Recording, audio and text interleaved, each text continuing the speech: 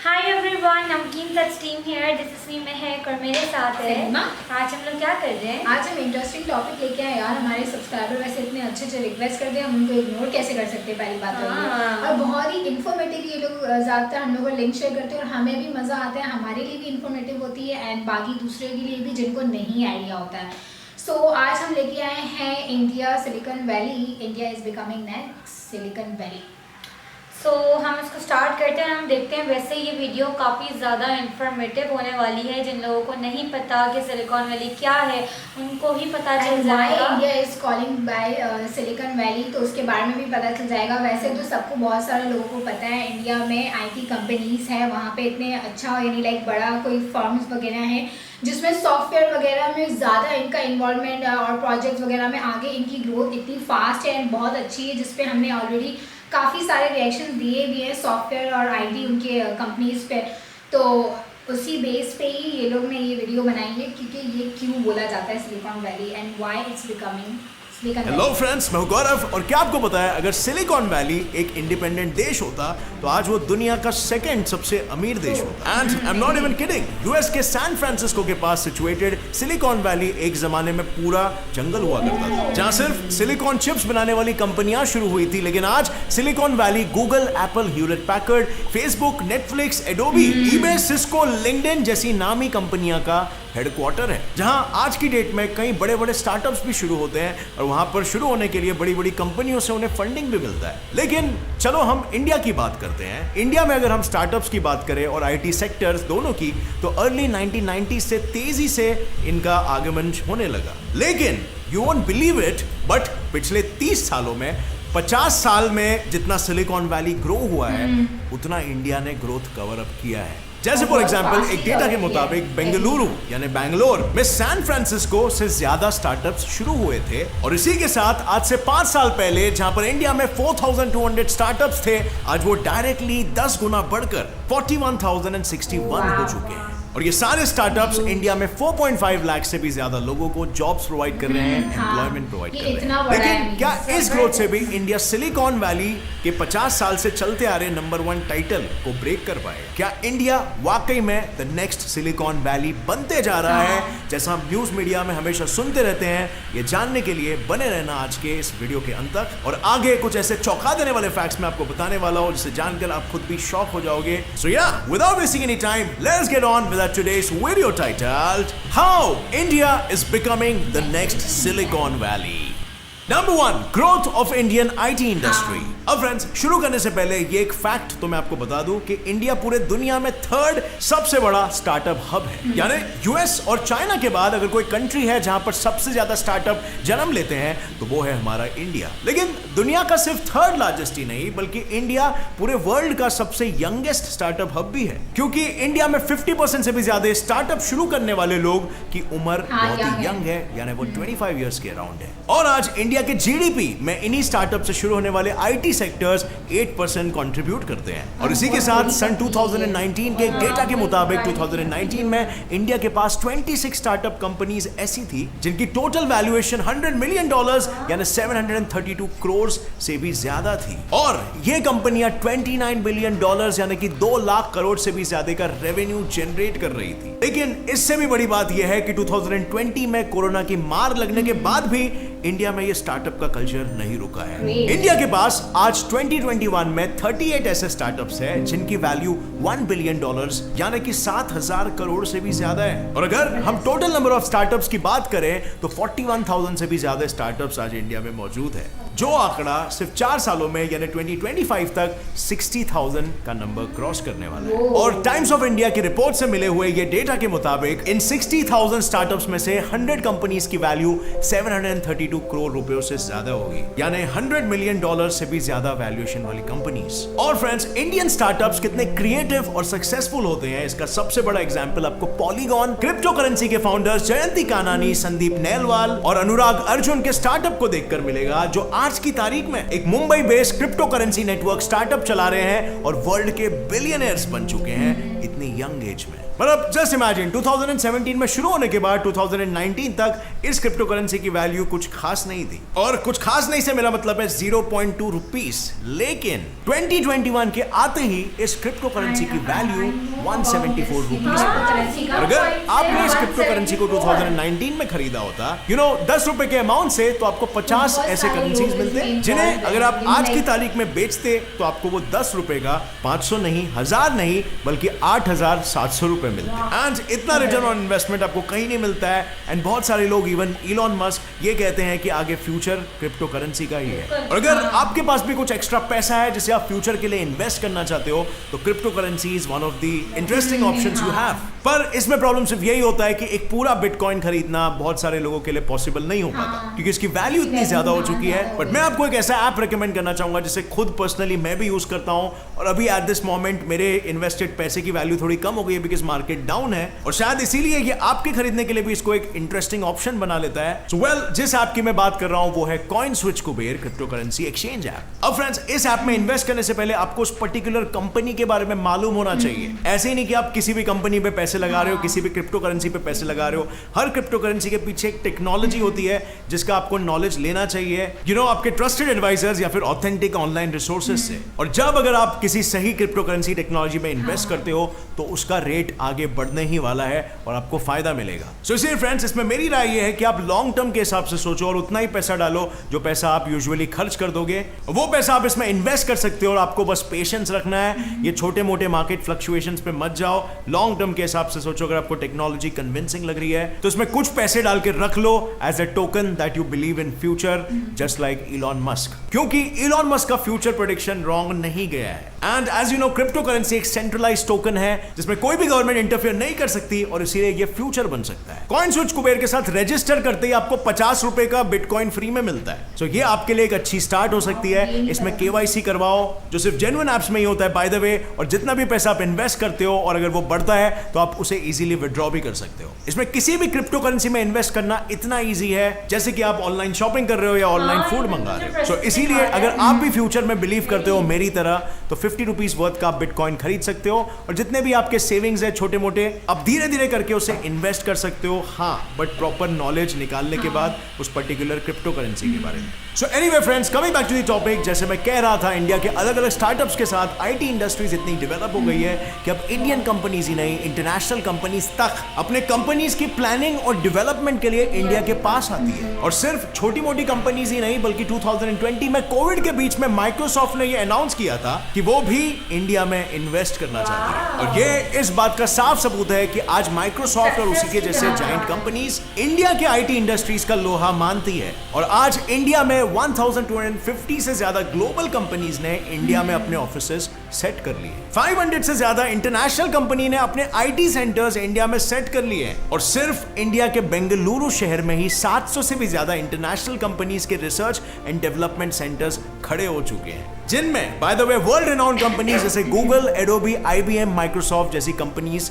का नाम शामिल है। Number 2, skill development. अब फ्रेंड्स, हम जैसे जानते हैं कि बड़ी बड़ी कंपनीज लोगों को ट्रेन करने के जगह पे ऑलरेडी वैसे लोगों को लेती है जिनके पास एक्सपीरियंस हो, जो पहले से ही ऑलरेडी ट्रेंड हो। लेकिन क्या आपको ये पता है कि इंडिया हर साल अपने आईटी एम्प्लॉयज की ट्रेनिंग पर $1.6 बिलियन यानी कि 11,717 करोड़ रुपीस खर्च करती है? बिल्कुल, ताकि 1 या 2 साल में वो मल्टीनेशनल कंपनीज में काम करने लायक बन सके। इंडिया के पास आज 4 मिलियन यानी 40 लाख से भी ज्यादा आईटी एम्प्लॉयज काम कर रहे हैं। लेकिन इंडिया ने इस दौर में सिर्फ अपने लोगों के स्किल्स को ही नहीं बढ़ाया है। इंडिया जिसने सन 1990 में बिजनेस आउटसोर्सिंग के लिए ग्लोबल मार्केट में कदम रखा था, अब वो इंडिया सिर्फ आउटसोर्सिंग ही नहीं बल्कि खुद के सॉफ्टवेयर और सर्विसेज को भी ग्लोबल मार्केट में प्रोवाइड कर रही है। और ये जानकर आप भी इंडिया की वाहवाही करोगे कि 2016 से लेकर 2018 तक सिर्फ इंडिया के स्टार्टअप्स ने $10 बिलियन से भी ज्यादा रुपया इंडिया में लाया है। पर ये स्टार्टअप्स यहीं पर नहीं रुके। इंडिया के जोमैटो, फ्लिपकार्ट और ओयो जैसे सक्सेसफुल बिजनेस स्टार्टअप्स ने इंडिया के लाखों लोगों को जॉब अपॉर्चुनिटीज दी है और स्किल्ड ट्रेनिंग दी है, जो अपॉर्चुनिटीज पहले इंडियन लोगों को सिर्फ सिलिकॉन वैली की बड़ी बड़ी कंपनी जैसे कि माइक्रोसॉफ्ट, गूगल या एप्पल ही प्रोवाइड कर रही। इसी के साथ इंडिया ने बीते कुछ सालों में अपने डिजिटल इंफ्रास्ट्रक्चर को पूरी तरीके से बदल कर रख दिया है। मतलब आप खुद ही सोचो ना, आज से 5-10 साल पहले हार्डली कुछ गाँव में आपको कंप्यूटर्स या फोन या इवन इंटरनेट देखने मिलता है। और आज इंडिया में 560 मिलियन यूजर्स है और ये गिनती बढ़ती ही जा रही है, जिसकी वजह से हम ये सेफली कह सकते हैं कि इंडिया आज डिजिटल होते जा रहा है। और डिजिटल सेक्टर के ग्रोथ के पीछे जो कंधे लगे हुए हैं वो और कोई नहीं बल्कि हमारा आईटी सेक्टर है। And we have another good news friend, इसी की वजह से Indians are coming back to India and serve our country and our people, क्योंकि आपको पता है टैलेंट की सबसे ऊंची कुर्सी पे बैठे हुए जो नाम है वो यूजुअली इंडियंस ही होते हैं। बताने की जरूरत नहीं है, सीईओ ऑफ गूगल सुंदर Pichai, Shantanu Narayan CEO of Adobe, सत्य नदेला सीईओ ऑफ माइक्रोसॉफ्ट, सारे आईटी कंपनीज को तो इंडियंस ही चला रहे हैं। और दोस्तों ऐसे ही बहुत सारे इंडियंस अब देख रहे हैं कि इंडिया में अपॉर्चुनिटीज इतनी क्रिएट हो रही है तो इंडिया को छोड़कर वापस लौट कर आ रहे हैं। फॉर एग्जांपल 2012 से लेकर 2017 तक 649 इंडियन साइंटिस्ट जो विदेश में सेटल्ड थे वो उस फॉरेन कंट्री को छोड़ के इंडिया वापस लौट आए, जिनके इंडिया वापस लौटने की वजह इंडिया की तरक्की तो थी, लेकिन इसके साथ दूसरी वजह भी ये थी कि इंडिया का मार्केट ग्लोबली बढ़ते जा रहा है। इसका मतलब ये है कि यहाँ पर एक्सपेंशन की भी अपॉर्चुनिटीज काफी क्रिएट हो गई है। मतलब इंडिया की तरक्की in the startup field because करोड़ों की जनता है और उसके साथ इंडिया के सक्सेसफुल सीईओज जिन्होंने इंडिया लौट कर करोड़ों का बिजनेस एस्टैब्लिश कर दिया, जैसे फॉर एग्जांपल Snapdeal.com। इसके फाउंडर और सीईओ कुणाल बहल ने एक वीजा के इशू के चलते 2008 में माइक्रोसॉफ्ट को छोड़ा और इंडिया लौटने का फैसला किया और इंडिया लौट के ही अपना एक नया स्टार्टअप खोला जिसे आज हम Snapdeal.com के नाम से जानते हैं। और Snapdeal.com आज Amazon जैसे जायंट्स को टक्कर दे रहा है और one of the top e commerce websites है। इसी तरह राधिका अग्रवाल ने शॉपक्लूज को को-फाउंड किया, नवीन तिवारी ने इनमोबी स्टार्टअप बिल्ड किया और अलविंदर धेंडसा ने ग्रोफर्स को बिल्ड किया। और ऐसे इंडियंस हमारे आज के यूथ को भी मोटिवेट कर रहे हैं कि हमें इंडिया में रह के ही स्टार्टअप्स बिल्ड करना चाहिए और इंडिया को ही सर्व करना चाहिए और ये होते हुए आज हमें दिख भी रहा है। Number 3, Indian institutions and government support. अब फ्रेंड्स आई बेट आपको ये नहीं पता होगा कि इंडिया दुनिया भर में 8th रैंक होल्डर है जिसके पास सबसे ज्यादा graduate from science and engineering है और इस गिनती के लिए इंडिया के 10,391 इंजीनियरिंग कॉलेजेस जिम्मेदार है और ये सारे colleges Indian council of technical education द्वारा अप्रूव्ड है और ये कॉलेजेस इंडिया के आईटी और ऐसे ही रिलेटेड सेक्टर्स को क्वालिफाइड ग्रेजुएट्स देते हैं और इंडिया इनकी गिनती भी अब बढ़ाना चाहता है ताकि ग्लोबल मार्केट में इंडिया आईटी का ट्रू पावर हाउस बन सके। इंडियन गवर्नमेंट बार बार ऐसे पॉलिसीज और स्कीम्स को लॉन्च करती रहती है जिससे फ्यूचर का जनरेशन ना सिर्फ आगे बढ़े बल्कि इंडिया को आगे बढ़ाने वाली स्टार्टअप्स और इंडस्ट्रीज भी खड़ी करे जो एम्प्लॉयमेंट देश को प्रोवाइड कर सके। रियली नाइस यार। अब आप हमारे गवर्नमेंट के 2016 में ही शुरू हुए स्टार्टअप इंडिया स्कीम को ही देख लो जिसने फेसबुक और ऐसे ही कई बड़ी कंपनीज के साथ टाई अप करके इंडियन स्टार्टअप्स को फंडिंग दिलवाई है और वहीं इंडिया के मेक इन इंडिया प्रोग्राम ने भी इंडिविजुअल्स को सेल्फ रिलायंस इनोवेशन करने के साथ साथ स्किल्स डेवलप करने में भी मदद की है। और अब इंडिया का डिजिटल इंडिया प्रोग्राम घर घर को डिजिटली एम्पावर करके डिजिटल इंडिया का हिस्सा बनाकर इंडिया की इकोनॉमिक ग्रोथ को बढ़ाने में लगा हुआ है। और बस हाल ही में मार्च 2021 में इंडिया ने $1 बिलियन की फंडिंग सेमीकंडक्टर कंपनीज को देने की बात की है और ये वही कंपनीज है जो वो सिलिकॉन चिप्स मैन्युफैक्चर करती है जिससे आपका सिलिकॉन वैली चालू हुआ। जैसे आपको पता है फ्रेंड्स, ये सिलिकॉन चिप्स बड़ी ही काम की चीज होती है। ये लैपटॉप से मोबाइल, मोबाइल से कैमरा और कैमरा से गाड़ी हर जगह पर यूज होता है जिसकी वजह से इसका मार्केट कभी भी खत्म नहीं होने वाला है और ये लिटरली इंडिया के आईटी सेक्टर और दूसरे टेक्नोलॉजी से रिलेटेड सेक्टर्स को बूस्ट देने वाला है। और अगर फ्रेंड्स इंडिया ने अगर इन सेमीकंडक्टर चिप्स की मेकिंग चालू कर दी तो इंडिया जो आज दुनिया भर में सेकंड लार्जेस्ट फोन प्रोड्यूसर है वो इन फोन्स के लिए चिप्स को इंपोर्ट नहीं करेगा बल्कि खुद बनाने लगेगा जिससे उसके पैसे भी बचेंगे और पैसे बचने के साथ साथ इंडिया में एम्प्लॉयमेंट भी जनरेट होगा और कस्टमर्स के लिए मैन्युफैक्चर्ड प्रोडक्ट की प्राइसिंग भी कम होगी। और ये चीज सिर्फ मोबाइल इंडस्ट्री तक ही सीमित नहीं रहेगी बल्कि वो सारे सेक्टर्स जहां पर भी किसी भी प्रकार का चिप यूज होता है वो सारे गैजेट्स हमारे लिए भविष्य में चीप हो सकते हैं। Number 4, India's own silicon city. Friends जिन लोगों को नहीं पता उन्हें जरा मैं बता दूं कि बेंगलुरु सिटी यानी बैंगलोर को ऑलरेडी इंडिया का सिलिकॉन सिटी मान लिया गया और ये नाम रखा भी क्यों ना जाए क्योंकि इंडिया की 67,000 आईटी कंपनीज यहीं पर बैंगलोर में ही रजिस्टर्ड है। इतना ही नहीं, पूरे इंडिया के 40 से 50% सॉफ्टवेयर इंजीनियर्स कहां पर है? यस, बैंगलोर में। और सिर्फ सिलिकॉन सिटी क्या, बेंगलुरु के पास तो इंडिया के स्टार्टअप कैपिटल होने का भी टाइटल मौजूद है। बस 2015 में जिस बैंगलोर में बस सिर्फ 3 से 4 हजार स्टार्टअप थे वो 2018 में डायरेक्ट डबल होकर 7,200 से 7,700 के रेंज में आ गए। Oh my God! Wow! और इतना ही नहीं, आज 2021 में बैंगलोर में 13,000 से भी ज्यादा स्टार्टअप्स हैं। और पता है, इंडिया के 4 मिलियन एक्टिव आईटी एम्प्लॉइज कुल मिलाकर $137 बिलियन से भी ज्यादा मनी जनरेट कर रहे हैं। लेकिन इस $137 बिलियन का 40% यानी $54.8 बिलियन यानी 4 लाख करोड़ रुपया सिर्फ और सिर्फ बेंगलुरु से ही जनरेट हो रहा है। मैं नहीं मानता। लेकिन अब इंडिया के दूसरे मेजर सिटीज इसकी दिल्ली, मुंबई, हैदराबाद, पुणे, वडोदरा, पटना और लखनऊ जैसे कई सारे नाम बिल्कुल बेंगलुरु के ही पद चिन्हों पर चल रहे हैं और मेजर हाईटेक सिटीज और स्टार्टअप हब्स बनते जा रहे हैं, जिनसे न सिर्फ इन शहरों का बल्कि इनके स्टेट्स का और हमारे ओवरऑल इंडिया का भी ग्रोथ दिन ब दिन बढ़ते जा रहा है। इंडिया ने पिछले कुछ ही सालों में खुद को इतना ज्यादा ग्रो और डेवलप कर दिया है कि आज बड़े बड़े देश इंडिया से ज्यादा डेवलप्ड होने के बाद भी इंडिया के पीछे खड़े हैं, क्योंकि इंडिया ने जिस तरह अपने आने वाले कल की जो नींव को धीरे धीरे संजोकर कदम बढ़ाए हैं और दुनिया को यह दिखा दिया है कि जो एंशिएंट टाइम से ही दुनिया में आयुर्वेद, सर्जरी, मैथ्स जैसे पाठ पढ़ाते आ रहा है, वो आज भी दुनिया को कुछ नई चीज सिखाने वाला है। जैसे हमारे इन इंडियन स्टार्टअप्स और हमारे इंडियन आईटी टेक हब्स ने पिछले 30 सालों में from nothing to world's 3rd largest hub बनकर सिखाया है, जिससे ये बात तो बिल्कुल पानी की तरह साफ है कि इंडिया नया सिलिकॉन वैली बनते जा रहा है। आज इंडिया के पास वो सभी रिसोर्सेस है जिससे इंडिया आगे बढ़ने के लिए तैयार है और शायद एक दिन हम इंडिया वाले सिलिकॉन वैली को पीछे छोड़कर अपने ही एक नए मुकाम पर पहुंच जाएंगे। अब इसको लेके फ्रेंड्स आपकी क्या राय है? आपकी जो भी राय है नीचे कमेंट सेक्शन में बिल्कुल शेयर करना हमारे साथ। और अगर इस वीडियो से कुछ भी नया जानने मिला तो एक लाइक जरूर ठोकना, अपने सभी फ्रेंड्स के साथ ये शेयर करो ताकि सभी को भारत के अचीवमेंट्स के बारे में मालूम पड़ सके। और अगर आप नए हो इस चैनल पर तो अभी सब्सक्राइब का बटन दबा दो और घंटा ऑन करके ऑल का ऑप्शन सेलेक्ट कर लेना ताकि आगे आने वाली ऐसी इंटरेस्टिंग और इन्फॉर्मेटिव वीडियो आप कभी भी ना मिस कर सको।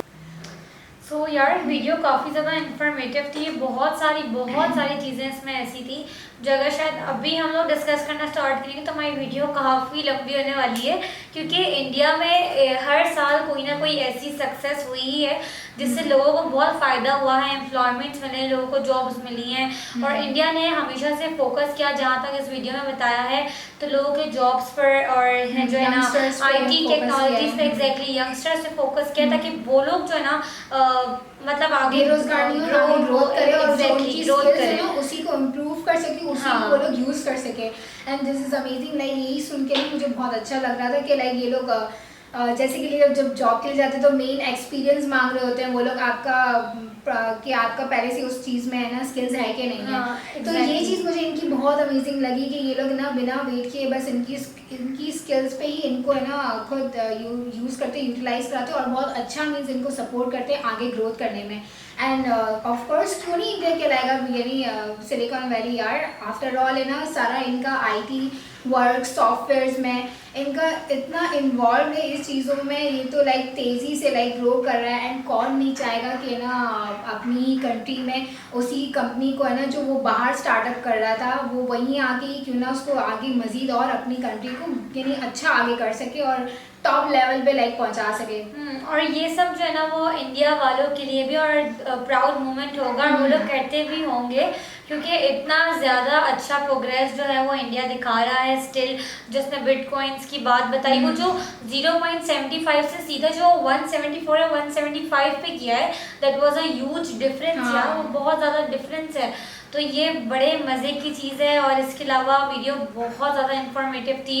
एंड आई विश कि हर कंट्री जो है ना इसी तरीके से प्रोग्रेस करे ताकि वहाँ के जितने भी लोग हैं उन लोगों को, वहाँ की जितनी पॉपुलेशन, सबको फ़ायदा हो। और इसी के साथ अपनी वीडियो को यहाँ पर एंड करते हैं। आपको कोई ऐसा लगा हो, कोई इंपॉर्टेंट बात हो जो आप इस वीडियो के अलावा शेयर करना चाहते हो तो आप ज़रूर बताइएगा। और इसके अलावा वो लोग जिनको नहीं पता कि इंडिया में क्या क्या प्रोग्रेस हो रही है तो वो इस वीडियो को देखें, आपको बहुत पता चलेगा कि एक कंट्री ने कितना हार्ड वर्क किया है सारी पॉपुलेशन की ग्रोथ के लिए। तो हम अपनी वीडियो को यहीं पे एंड करते हैं। Don't forget to like, share and subscribe and bell icon. अल्लाह हाफ़िज़।